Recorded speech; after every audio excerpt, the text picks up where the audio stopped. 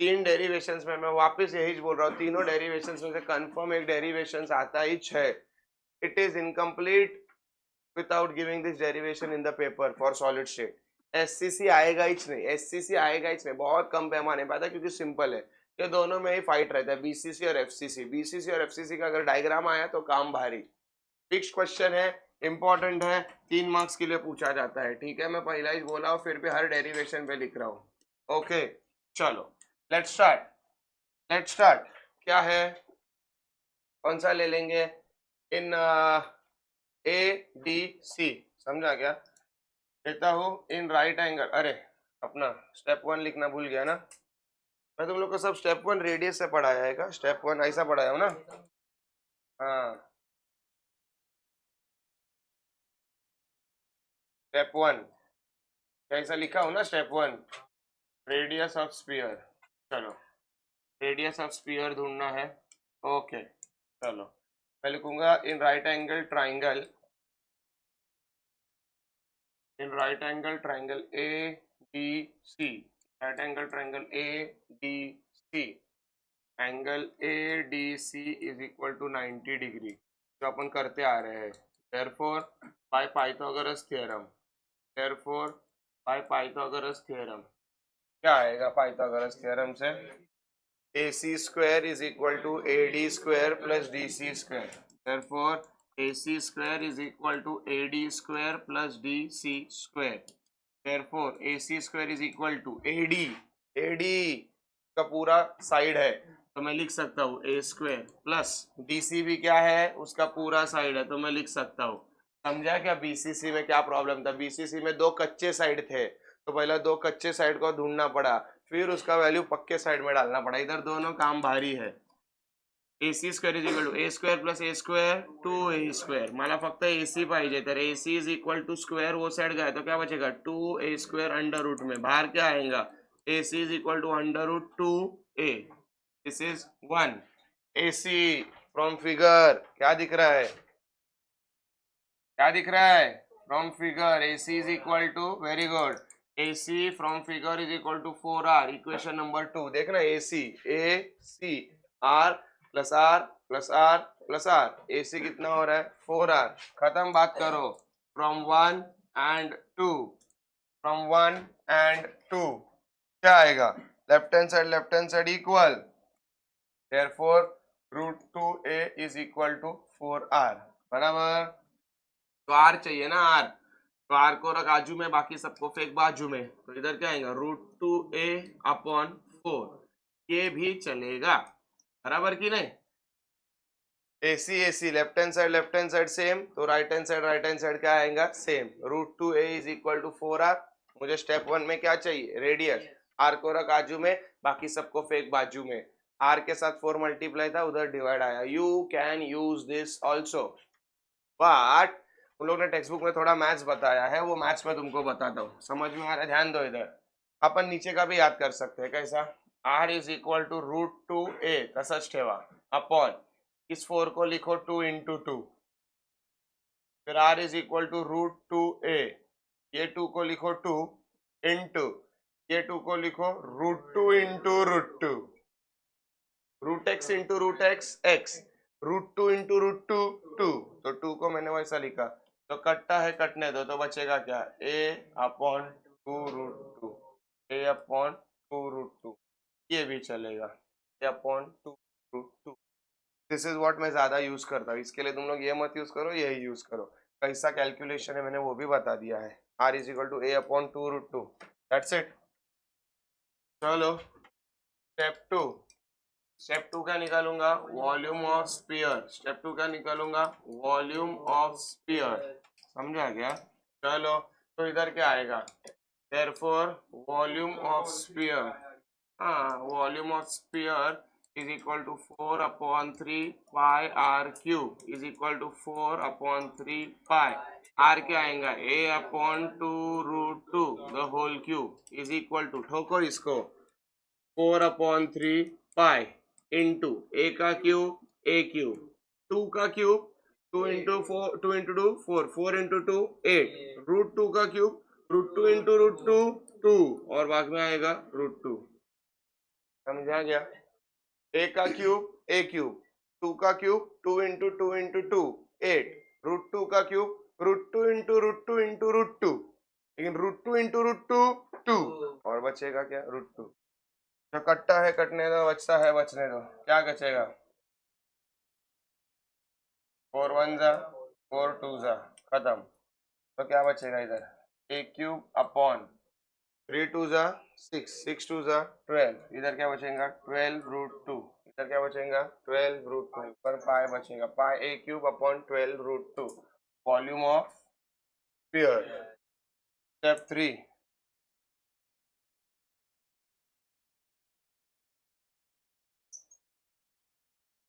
Total volume of particles. क्या आएगा? Total volume of particles. क्या लिखूं मैं इधर? Since it is very good, since it is FCC structure, since it is FCC structure, there are 4 atoms. There are 4 atoms in the unit cell. There are 4 atoms in the unit cell. समझा क्या? Therefore क्या आएगा?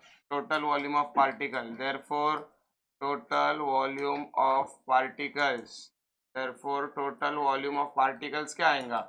4 into pi a cube upon 12 √2, pi a cube upon 12 √2। जो कटता है कटने दो, बचता है बचने दो। 4 1 जा 4 3 जा, क्या बचा? pi a cube upon 3 √2। क्या क्या? Okay, now step 4, very good, packing efficiency। step 4 क्या आएगा? packing efficiency। packing efficiency का फॉर्मूला लिखना पड़ेगा। very good, volume occupied by particles, volume occupied by particles in unit cell upon total volume of unit cell, total volume of unit cell into 100। समझा गया? तो इधर क्या आएगा? therefore packing efficiency is equal to pi a cube upon 3 √2 upon a cube into 100। therefore packing efficiency is equal to pi upon 2 into 100। और क्या cancel हो जाएगा? a क्यूब बचेगा क्या? therefore सॉल्व करोगे तो पैकिंग एफिशिएंसी कितना आएगा? 74%। पैकिंग एफिशिएंसी कितना आएगा? 74%। फिर आएगा स्टेप 5। स्टेप 5 कैसा आएगा? Void efficiency. वॉइड एफिशिएंसी मैं शॉर्टकट में लिख रहा हूँ। Void efficiency is equal to 100 minus packing efficiency, that is 100 minus 74, कितना आएगा? %। समझ में आ रहा है? क्लियर है? किसी को कुछ प्रॉब्लम? रिलेशनशिप बिटवीन किसके किसके बीच में? First molar mass, relationship between किसके बीच में है? फर्स्ट क्या आएगा? Molar mass, that is capital M, density that is rho, and unit cell. Edge length a होता है, यूनिट सेल ए नहीं। ठीक है, एज लेंथ अब यूनिट सेल भी हो सकता है इसका आगे का, तो यही पकड़ो। Edge length, edge length of unit cell add करो चाहिए बाद में। क्या टेंशन यार? रिलेशनशिप बिटवीन किसके किसके बीच में? मोलार मास, रो और ए। ये देखो, मोलार मास M, रो और A, बाकी Z और Na बचा है, वो क्या है? कांस्टेंट है, इसके लिए इधर इन लोग आया नहीं। 3 चीजों के बीच में रिलेशनशिप मांगा है, M, रो, A। पूरा डेरिवेशन हो जाएगा और अपने को रिलेशन मिलेगा बिटवीन M, रो और A। ये Z और Na ये कॉन्स्टेंट्स है। क्या है इसका वैल्यू मैं थोड़े बहुत देर बताऊंगा, फिलहाल ध्यान दो। कितना इंपॉर्टेंट है नहीं पूछेंगे नहीं, लेकिन एक आया है तो अपन बता देते हैं। समझ में आ रहा है क्या? मैं बोला सिंपल है, लेकिन if edge length of a cube is A, सबको मालूम है एज लेंथ मतलब क्या? Side of a cube. अगर side of a cube A है तो उसका वॉल्यूम क्या हो जाएगा, volume of a unit cell मेरा क्यूब होता है, तो volume of a cube side cube, मैंने साइड क्यूब को क्या लिया है ए, तो मेरा volume of a unit cell क्या बनेगा ए cube, simple enough. Next, mass of one particle is M, एक पार्टिकल का मास एम है, लेकिन मेरा जो यूनिट सेल है वो बहुत सारे पार्टिकल से बना है, बोले तो एन पार्टिकल से बना है, तो मास क्या होगा m इंटू एन, लेकिन मास किसका यूनिट सेल का, समझने की कोशिश करो, एक पार्टिकल का मास m है और ऐसे मेरे पास बहुत सारे पार्टिकल्स हैं जिससे मेरा यूनिट सेल बना है, तो यूनिट सेल का मास क्या होगा, एक का मास इंटू तेरे कितने पार्टिकल्स है, बोले तो m into N. Next, density बच्चे बच्चे को मालूम है, density equal to mass upon volume, तो डेंसिटी इक्वल टू मास, लेकिन मास का वैल्यू मुझे मालूम था, मास का वैल्यू क्या है m इंटू एन, तो density equal to m into N upon volume, volume भी मैंने ढूंढ के रखा है a क्यूब, आधा काम इधर खत्म। अब थोड़ी सी बात है, मैं क्या बोल रहा हूँ, ये थोड़ा किसी को समझ में आएगा नहीं समझ में आएगा, प्लीज उसके लिए अपन एक काम करते हैं, नंबर ऑफ मोल्स 11वीं में जाओ, chapter number 1, number of moles का फॉर्मूला क्या है anyone, number of moles is equal to mass upon molar mass, मैं मास को W में लिखता हूं लेकिन W वेट नहीं है, नंबर ऑफ मोल्स का फॉर्मूला क्या है मास अपॉन मोलार मास, बराबर की नहीं, मोलार मास चाहिए, मोलार मास चाहिए, मोलार मास चाहिए, तो फॉर्मूला क्या बनेगा मास, मोलार मास चाहिए तो mass upon number of moles, अरे हाँ कि नहीं, देखना रे, मोलार मास चाहिए, molar mass is mass upon, समझ में आ रहा है, 11वीं से फॉर्मूला आया number of moles is equal to mass upon molar mass, अपने को मोलार मास चाहिए, मोलार मास चाहिए मतलब m चाहिए, तो molar mass is equal to mass upon number of moles, समझा क्या, और उसी को फिर मैं अपन क्या करेंगे एवोगैड्रो नंबर से मल्टीप्लाई कर दूंगा, मालूम है ना अपन करते थे, मालूम है कि नहीं, अभी समझो इधर एम एन को अपन किससे मल्टीप्लाई करते थे एवोगैड्रो नंबर से, किससे मल्टीप्लाई करते थे, मॉलिक्यूल चाहिए रहेगा तो n इंटू एवोगैड्रोज नंबर, क्या n का वैल्यू क्या आएगा W upon m into Avogadro's number, अपने को n इज इक्वल टू 1 चाहिए, मोलर मास उधर गया, क्या आएगा मास इंटू एवोगैड्रोज नंबर, अरे हाँ कि नहीं, mass into Avogadro's number divide by n, लेकिन n 1 है, तो फाइनली क्या आया m equal to W upon n, तो नहीं लेवल का बताया, ये उन लोग ने उन लोग के लेवल का बताया है सर, परत पहिला फॉर्म्युला असतो number of moles is equal to mass upon molar mass, number of moles is equal to mass upon molar mass, मुझे फिर नंबर ऑफ मोल्स को ये कट कर दो, ये कट कर दो, मतलब तुम लोग कंफ्यूज नहीं हो जाओगे,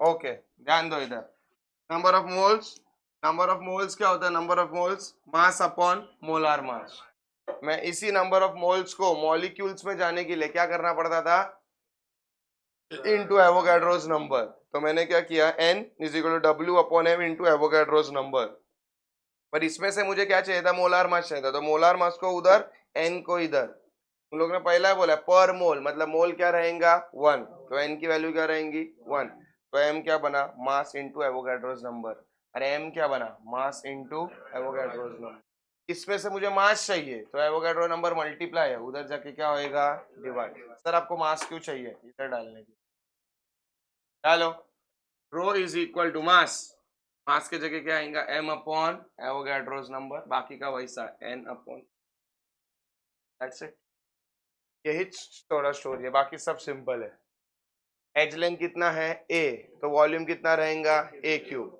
एक पार्टिकल का मास कितना है m, ऐसे मेरे पास कितने पार्टिकल्स है n, तो पूरे का मास कितना हो गया m इंटू n, डेंसिटी कितना हुआ मास अपॉन वॉल्यूम, तो डेंसिटी इक्वल टू मास कितना है m into n upon a cube, कुछ भी नहीं याद है तो सीधा ये याद रखो काम भारी हो जाएगा, समझा गया, तो m की वैल्यू क्या है m upon N A, m की वैल्यू क्या है m upon M A, sir ये m क्या है मास, ये बड़ा m क्या है मोलार मास, और Na क्या है एवोगैड्रोस नंबर, ये वैल्यू इसमें डाल दो, सांभारी, सॉरी ये वैल्यू इसमें डाल दो, ये वैल्यू इसमें डाल दो, पुटिंग अबव इक्वेशन इन रो, रो मतलब डेंसिटी, तो इसमें आ जाएगा। इसको थोड़ा रीअरेंज किया हो, कैसा, rho is equal to n M upon a cube N A. कोई कोई लोग, यूजुअली मैं एन को जेड भी लिखता हूँ, समझा क्या। अभी तुमको एक ताजुब की बात बोलता हूँ, ये जो फॉर्मूला है पीछे से आया हुआ, क्या फॉर्मूला आया है, rho is equal to z M upon a cube N A. ये बहुत तुम लोग लकी हो, इस पे सिर्फ और सिर्फ ये डेरिवेशन तो टाइम पास था, कभी आया जिंदगी में तो, अदरवाइज इसमें सिर्फ और सिर्फ न्यूमेरिकल्स पूछे जाते हैं। हमारे टाइम एक ही फॉर्मूला था, एक ही फॉर्मूला था जिसके ऊपर 10 न्यूमेरिकल्स थे। हमारे टाइम एक ही फॉर्मूला जिसके ऊपर 2 न्यूमेरिकल्स, 3 न्यूमेरिकल्स ही है। पहले से ज्यादा सॉलिड शेड बहुत कट किया है, समझ में आ रहा है। बहुत इजी होता था, एक चैप्टर जिसमें 6-7 फॉर्मूला करो, फिर ये फॉर्मूला इधर डालो, वो फॉर्मूला उधर डालो। सॉलिड शेड इजी क्यों था मालूम है क्या, सॉलिड शेड इसके लिए इजी था क्योंकि सॉलिड शेड का न्यूमेरिकल्स में सिर्फ एक ही फॉर्मूला आता था, ये, इसके अलावा कुछ नहीं। ये जो पीछे डेरिवेशन बताया है ना, वो इतना इंपॉर्टेंट नहीं है, इतने काम का नहीं, कभी पूछा तो ठीक है, वरना वो जो फॉर्मूला लास्ट में अपने को मिला है ना, वो बहुत इंपॉर्टेंट है, क्योंकि इस पे कंफर्म न्यूमेरिकल्स 3 मार्क्स का आता ही चाहता है। कंफर्म न्यूमेरिकल्स सॉलिड स्टेट में से इसी फॉर्मूला पे आता है 90%। ये एक ही फॉर्मूला है जो याद रखने का। अभी मैं फॉर्मूला को मेरे हिसाब से कन्वर्ट करता हूँ, देखो मैं तुम लोगों को बहुत इजी बना के दे रहा हूँ। कौन क्या है वो भी बता रहा हूं, रो है डेंसिटी, जेड, जेड या तुम्हारे भाषा में एन भी बोलो, number of atoms, M molar mass, M क्या है, मोलार मास, ए क्या है, एज लेंथ, ए क्या है, एज लेंथ, और एन ए क्या है, एवोगैड्रोस नंबर, एन ए क्या है, एवोगैड्रोस नंबर। मैं तुमको और डिटेल दे रहा हूं ये सम्स के बारे में। डेंसिटी है ना, डेंसिटी का यूनिट क्या रहेगा मालूम है क्या, ग्राम पर, सर डेन्सिटीचा युनिट काय असतो, density equal to mass upon volume, mass म्हणजे केजी, व्हॉल्यूम म्हणजे मीटर क्यूब। नको एसआय युनिट नकोय, सीजीएस युनिट पाहिजे, तर काय येणार, केजीचं काय येणार ग्राम, मीटरचं काय येणार सेंटीमीटर क्यूब, सेंटीमीटर मतलब सीसी, ग्राम पर centimetre cube. Number of atoms fixed है, नंबर ऑफ एटम्स कैसा आएगा मालूम है क्या, एससीसी। अगर एससीसी आया तो नंबर ऑफ एटम 1, बीसीसी आया तो 2, एफसीसी आया तो खत्म। मैंने बता दिया, इसके अलावा कुछ आ ही नहीं सकता जेड के जगह। मोलार मास का यूनिट ग्राम पर मोल।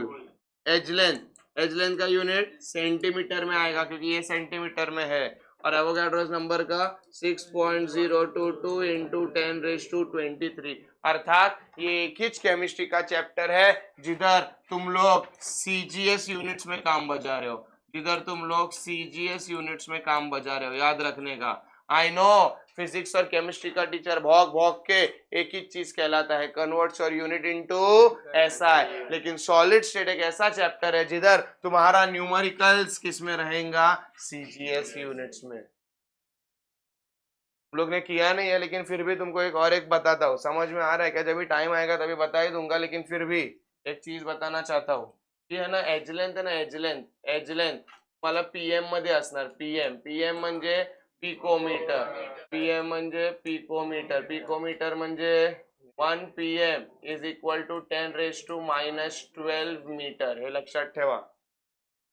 कधी कधी तुम्हाला एज लेंथ एंगस्ट्रॉन्ग मध्ये असणार, एंगस्ट्रॉन्ग का यूनिट क्या रहता है, 1 angstrom is equal to 10⁻10 metre, समझा क्या। पिकोमीटर हो गया, एंगस्ट्रॉन्ग हो गया, नैनोमीटर मतलब मालूम है ना क्या, कितना, very good, 1 nanometre is equal to 10⁻⁹ metre, ये याद रखो। सारे यूनिट्स तुमको किस में लाने हैं, सेंटीमीटर में, किस में लाने हैं, सेंटीमीटर में। क्यों, क्योंकि मेरा एज लेंथ किस में है, सेंटीमीटर। हे लक्षात ठेवा। तुम्हाला ए पिकोमीटर मध्ये असू शकतो, अँगस्ट्रॉंग मध्ये असू शकतो किंवा ए नॅनोमीटर मध्ये असू शकतो. मी या समला एकदम खोलून टाकले तुमच्यासाठी. समझा क्या रे? हाँ, ए को किस में रखने का? पिकोमीटर में. ए को किस में रखने का? एंगस्ट्रॉंग में. ए को किस में रखने का? नॅनोमीटर में. उन लोग रखेगे. डेटा आपल्याला या फॉर्मॅट मध्ये देणार. मी सर्वांचे कन्व्हर्जन तुम्हाला लिहून दिलेत बाळांनो. 1 पिकोमीटर -12, 1 एंगस्ट्रॉंग -10, 1 नैनोमीटर -9. ये पर्टिकुलर ग्रीन बॉक्सेस को याद रखो ताकि तुम लोग सब लोग मीटर में कन्वर्ट करोगे और फिर मीटर से सेंटीमीटर में कन्वर्ट करना पड़ेगा. पूरा न्यूमेरिकल्स हो गया इधर ही. समझा गया? चलो next.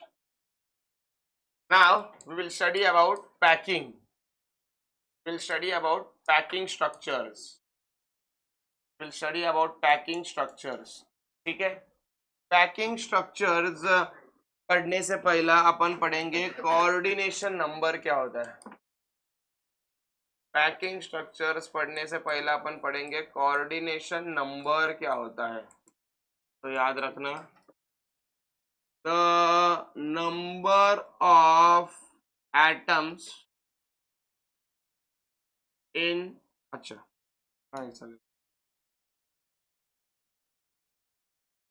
The number of neighbouring atoms, the number of neighboring atoms is called as coordination number. Called as coordination number.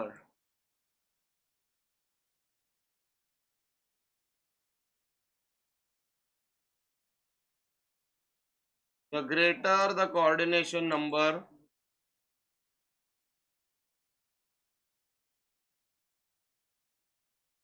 the greater the coordination number, more number of atoms are attached to it.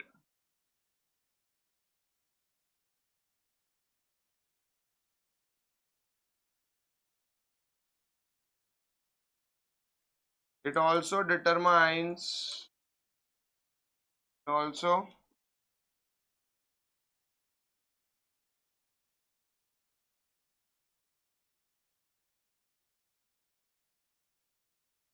how good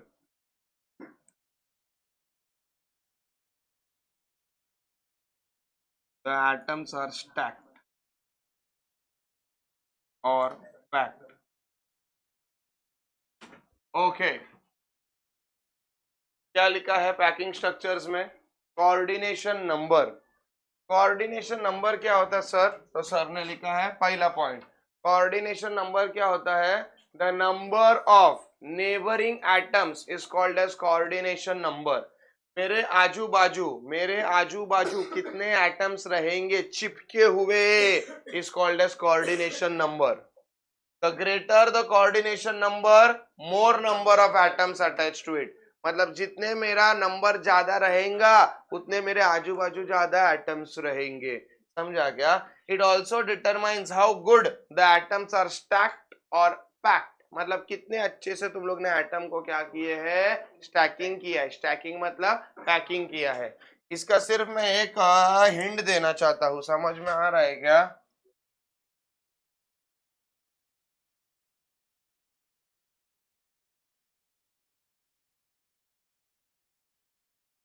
Don't take the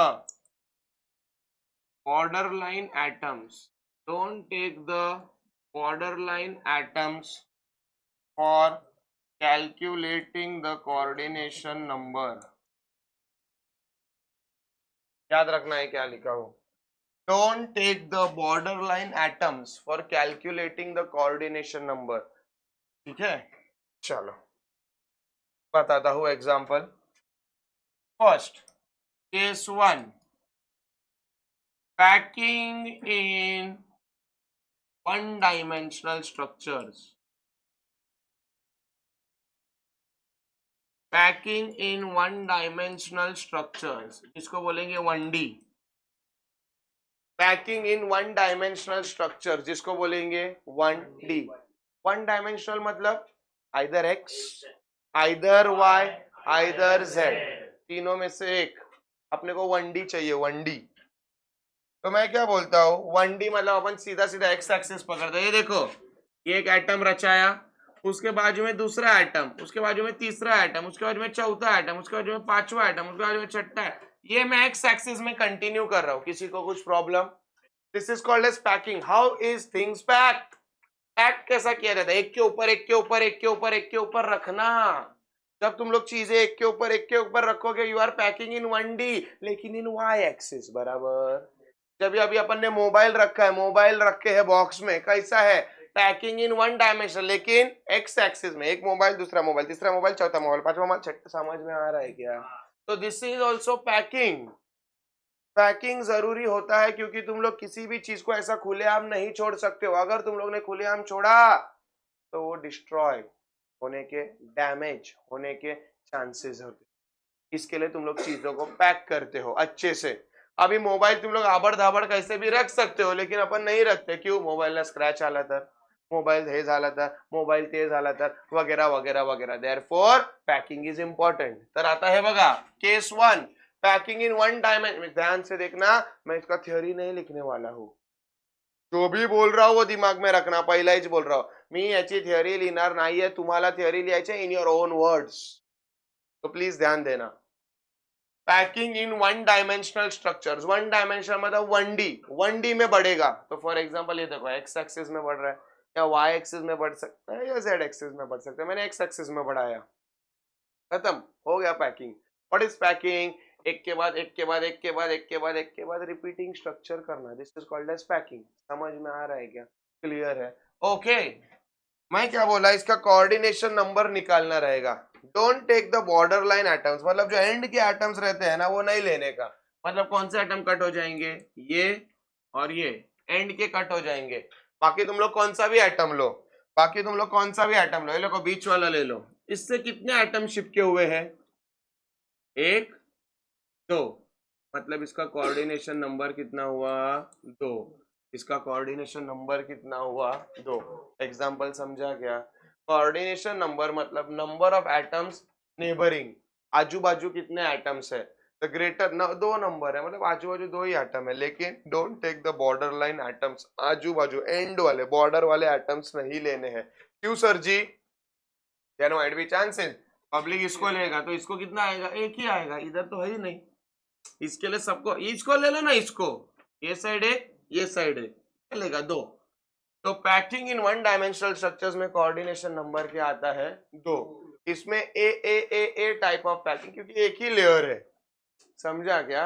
ये कितना layer है? एक ही layer है। Am I pretty much clear? सबको समझ में आ रहा है? Next case 2, packing in 2 dimensional, packing in 2 dimensional structures. Packing in 2 dimensional structures मतलब 2D। Packing in 2 dimensional structures मतलब 2D। अच्छा, पीछे वाले को अपन ने कुछ ए बात किया। मैं क्या बोल रहा हूँ, वो ए क्या बात कर रहा हूँ? समझो ये एटम को ए लिया, तो ये इसके जैसा ही है, बाजू में ही है। इसके लिए इसको भी क्या बोलेगा? ए। इसको भी क्या बोलेगा? ए। इसको भी क्या बोलेगा? ए।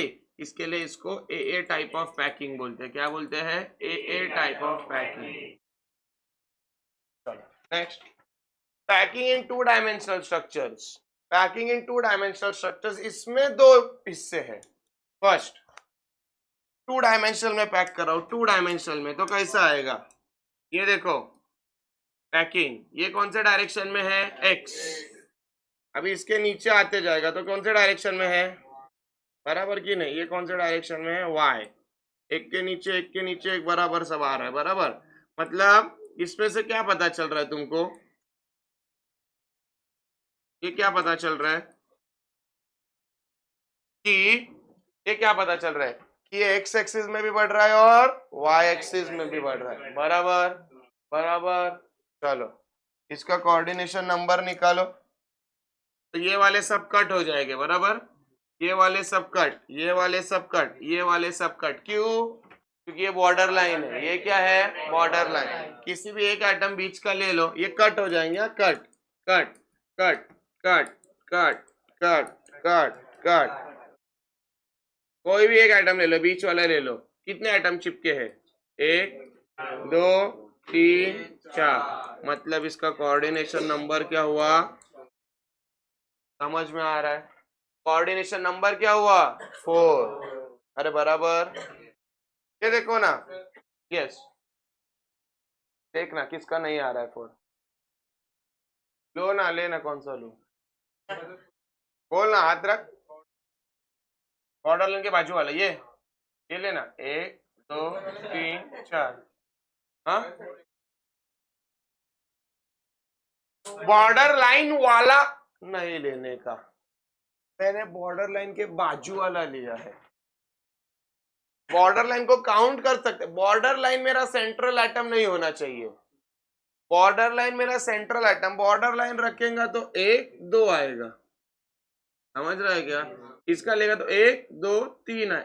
बॉर्डर लाइन वाले एटम सेंट्रल एटम्स नहीं हो सकते। ये देखो, ये सेंट्रल एटम है, 1 2 3 4, कोई भी ले ले, 1 2 3 4, समझ में आ रहा है क्या, सबके इधर जो सेम आएगा वो आएगा कोऑर्डिनेशन नंबर।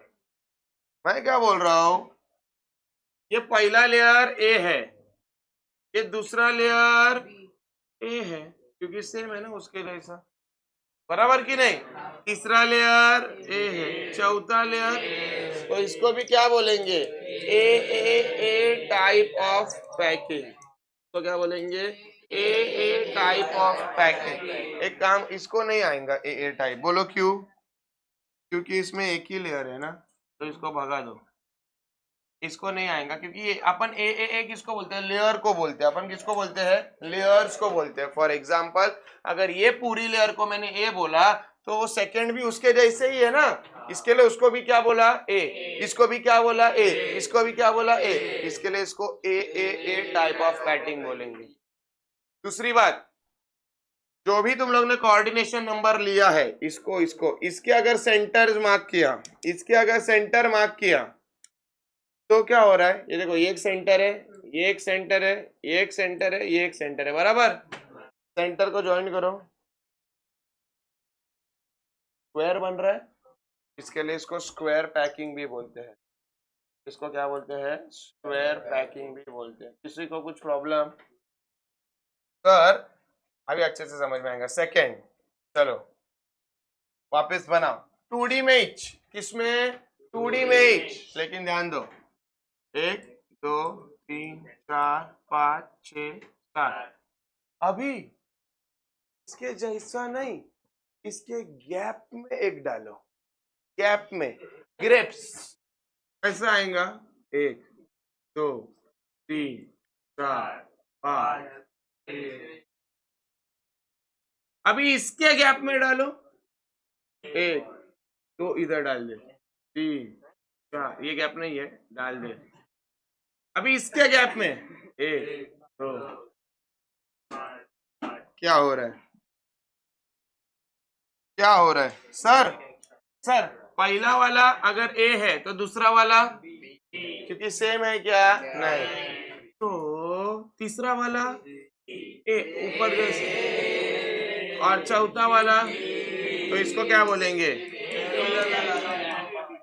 समझा क्या, क्या बोलेंगे, A B type of packing. पण अजूनपर्यंत 2Dच आहे, बराबर की नाही, एक एक्स एक्सिस में बढ़ रहा है, एक वाई एक्सिस में बढ़ रहा है, इधर क्या था, एक के नीचे एक, इधर एक के गैप में, समझ में आ रहा है, सर इसका कोऑर्डिनेशन नंबर बताओ ना, कोऑर्डिनेशन नंबर में कैंसिल कौन कौन हो जाएंगे, ये कैंसल, ये कैंसल, ये कैंसल, ये कैंसल, बराबर की नहीं, cancel cancel cancel cancel cancel cancel, ले कौन सा भी, ये वाला लू, चल, 1 2 3 4 5 6, कोऑर्डिनेशन नंबर कितना आया, कोऑर्डिनेशन नंबर किती आला, 6। मी काय बोलतोय, सर्वांच्या सेंटरला जॉईन करा ना, 1 2 3 4 5 6 क्या बन रहा है? हेक्सागन। इसके लिए इसको और भी क्या बोलेंगे? हेक्सागोनल।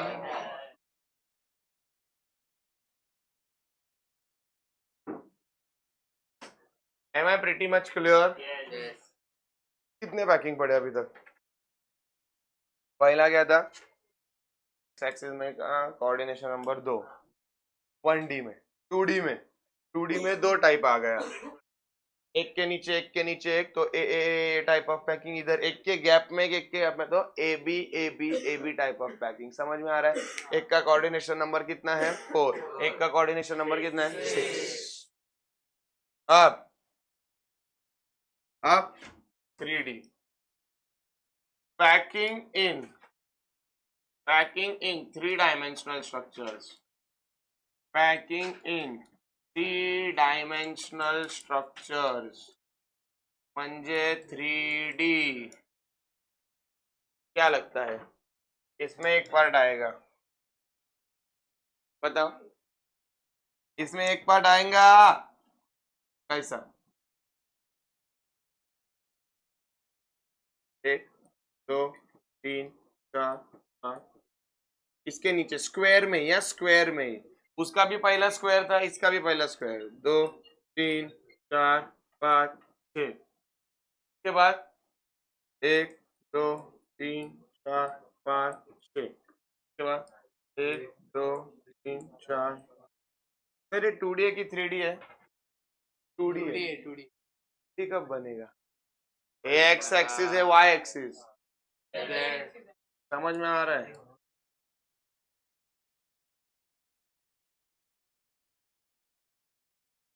डायग्राम इतना परफेक्ट नहीं है, लेकिन समझो। समझा? फिर इधर से नीचे नीचे आते जाएगा, इसके बीच में आते जाएगा।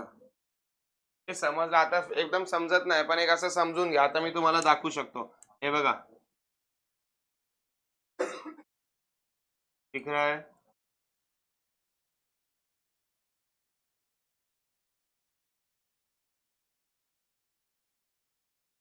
अभी दिखा क्या? समझ में आ रहा है? 3D एक्स एक्सिस में भी है, वाई एक्सिस में भी है, जेड एक्सिस में भी है। समझ में आ रहा है?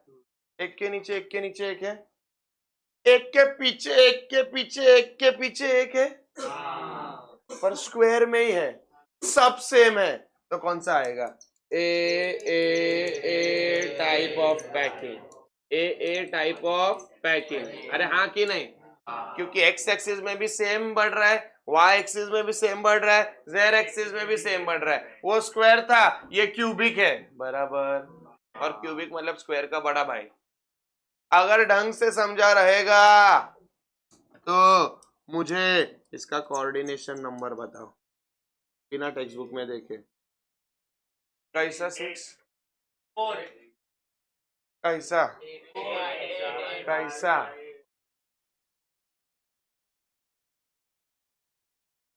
देखो देखो, अभी अंदर वाले को देखो, अंदर वाले को दिख रहा है अंदर 3D है। 3D तो आगे चिपका रहेगा, पीछे चिपका रहेगा, आजू चिपका रहेगा, बाजू चिपका रहेगा। कितना हुआ? 4। ऊपर एक, नीचे एक। समझता है? कसा असणार कोऑर्डिनेशन नंबर? ये 3D में देखो, 3D में ये बीच का है, इधर बाजू में एक, इधर आजू में एक, इधर आगे एक, इधर पीछे एक। ये एक लेयर में ही हो गए, और फिर ऊपर एक और नीचे। 6 समझा कैसा आएगा? इसका कोऑर्डिनेशन नंबर कितना आएगा? आगे पीछे, आजू बाजू, ऊपर नीचे। दिस इज हाउ इसका कोऑर्डिनेशन नंबर आया। समझ में आ रहा है? 3D है लेकिन क्यूबिक स्ट्रक्चर है। समझता है? कोणाला काय प्रॉब्लेम? नाउ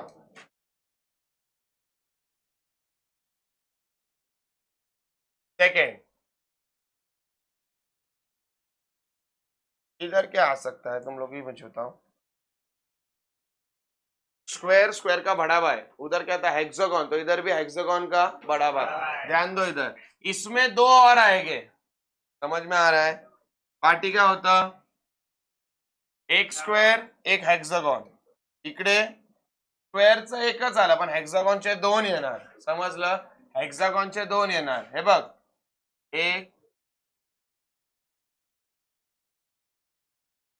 इकडे 3D स्ट्रक्चरला काय करायला लागणार रे? हे तर एक्स एक्सिस आणि वाय एक्सिस मध्ये जुड़ले. 3D स्ट्रक्चर में जेड मतलब आगे पीछे डालना पड़ेगा. अबे आगे डालने के ऊपर भी थोड़ा ये है, समझ में आ रहा है क्या? इसके ऊपर डालना पड़ेगा, समझ में आ रहा है क्या? ये तो ए बी था बराबर. अभी ये क्या आएगा? ए बराबर. ये क्या आएगा? बी. किसी को कुछ प्रॉब्लम? अभी ये ए और बी में बढ़ गया, लेकिन अपने को सी में भी बढ़ाना है, हाँ कि नहीं? तो ये कैसा आएगा? इनके ऊपर आएगा. समझ में आ रहा है क्या? इनके ऊपर आएगा. क्लियर है?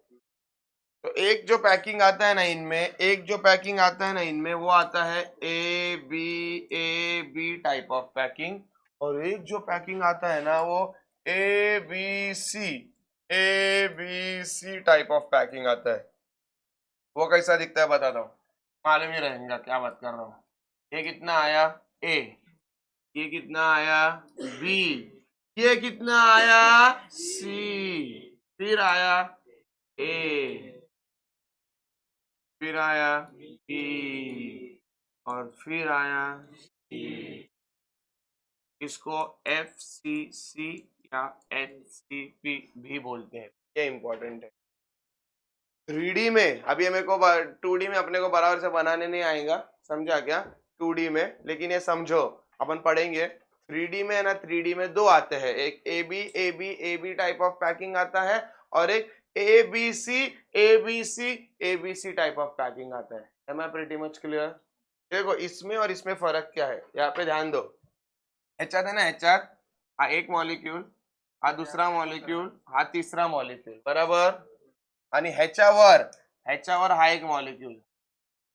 इधर से मत देखो, पीछे बोर्ड के पीछे से देखो, क्या दिखेगा तुमको? ऐसा कुछ गैप दिखेगा बीच में, बराबर. 3 मॉलिक्यूल है व्हाइट वाले, इसके ऊपर तुम येलो मॉलिक्यूल रख रहे हो. पीछे से जाके देखो तो ये गैप दिखेगा कि नहीं तुमको? इसको बोलते हैं टेट्राहेड्रल वॉइड. क्या बोलते हैं? Tetrahedral void. अभी इसमें देखो, 1 2 3, इसके ऊपर और 3, कैसा निकालोगे? 1 2 3. डायग्राम बराबर नहीं है. पीछे जाके देखोगे ना, पीछे जाके तो तुमको एक सर्कल दिखाई देगा. क्या दिखाई देगा? सर्कल. ये देखना, 3 रखा तो ऐसा आता है, और अपना 3 इधर से रखा तो ऐसा आएगा. ये जो पार्ट है ना, वो क्या दिखाई देता है? सर्कल. सर्कल दिखाई देगा गैप को, तो बोलेंगे ऑक्टाहेड्रल वॉइड. इसको क्या बोलेंगे? Tetrahedral void. इसको क्या बोलेंगे? Octahedral void. समजलं? क्लियर आहे? टेट्राहेड्रल वॉइड का बोलतात? कारण की जर ह्याच्या तुम्ही सेंटर्सला मार्क केलं तर हे 1 2 3 बेसला असणार, आणि हा त्याच्या वरती आहे ना, समजताय का? तर मग पिरॅमिड बनणार. समजलं? काय बनणार? पिरॅमिड. तसं त्याच्या तर ऑक्टागॉन बनणार. Am I pretty much clear?